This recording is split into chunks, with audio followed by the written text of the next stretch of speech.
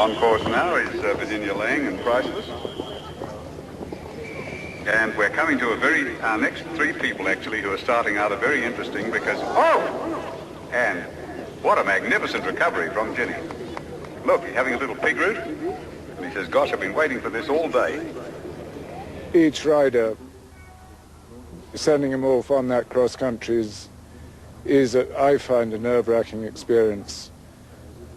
And until they're back again, you're on tenterhooks.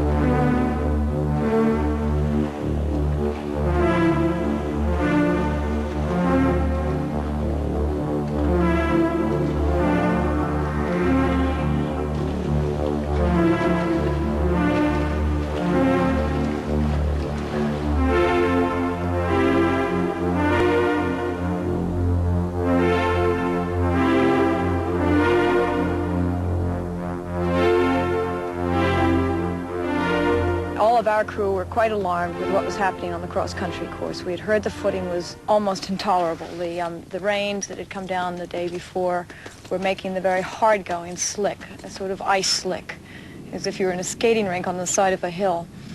And I was quite worried. I mean, I think it was probably the most worried I'd ever been on any course. And of course,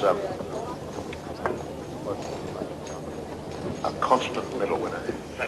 Made all sorts of double bogeys as well with him.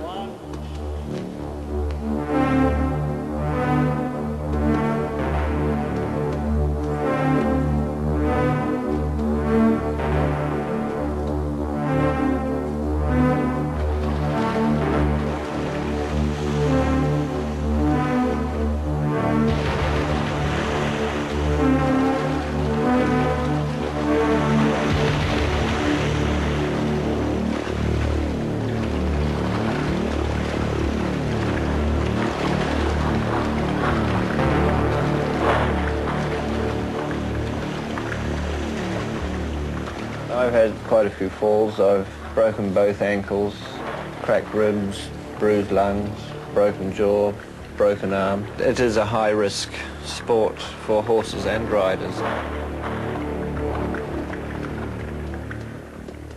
When we went out of the box on Phase D, on the cross-country, he seemed very normal. He was very good. I was quite worried. I think all of us were worried because the footing had deteriorated quite a bit from the rains on the hard ground. People were falling, horses were falling. But he galloped boldly and with his great zest all the way up to the splash.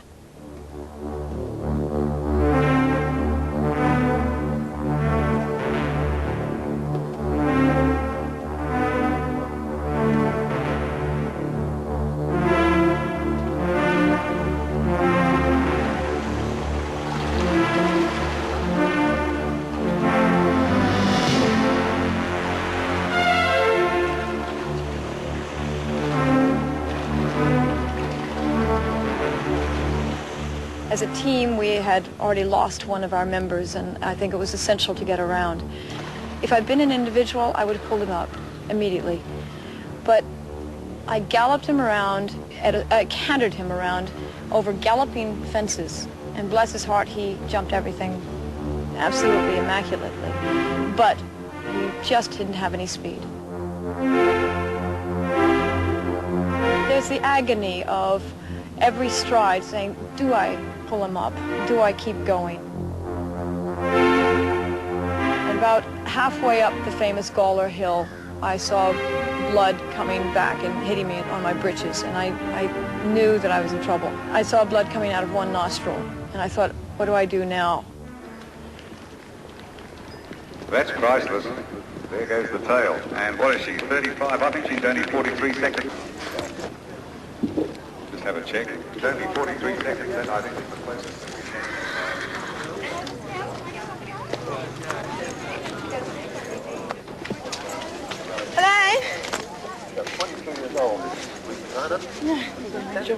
Fantastic. I wanted to do the banks, but I thought better not. Here we go. Here comes Charisma into the lead. No, he's had a fall. He fell in the water. And what about Flash?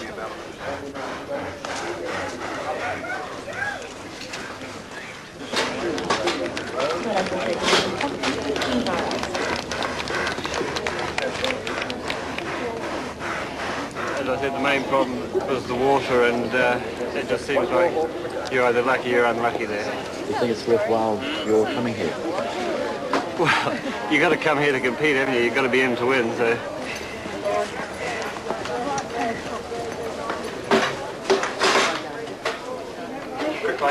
Thanks. How was it, Charlie? Did somebody pick up the stick? The stick I threw to you? Yeah.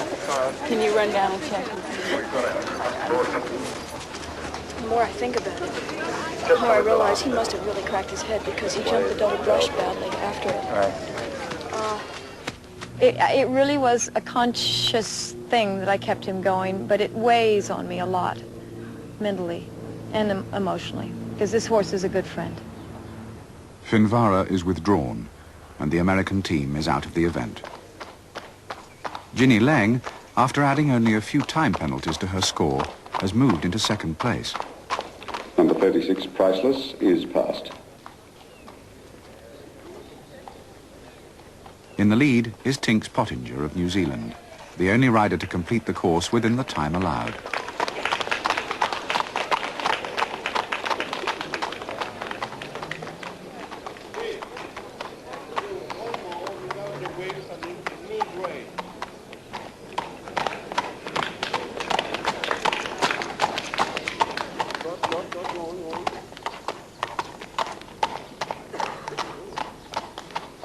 To most of those watching, it is clear that something is wrong with her horse Volunteer.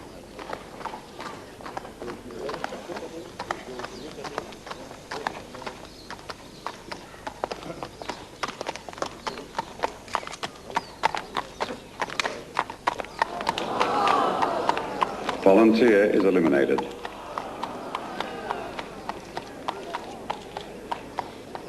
When a horse is really dead lame, you can't allow him to go because he can be going worse and worse. And naturally, he has now to be looked by the vet to make him better. But anyway, when you have a dead horse who is dead, lambing dead, you can't let him go. Months, years of preparation can come to nothing in one unlucky moment. The sport of eventing is built upon the dedication required to get a horse to a peak of fitness which will enable him to stay sound to the end of a major three-day competition. For the riders, this is the real challenge of the sport.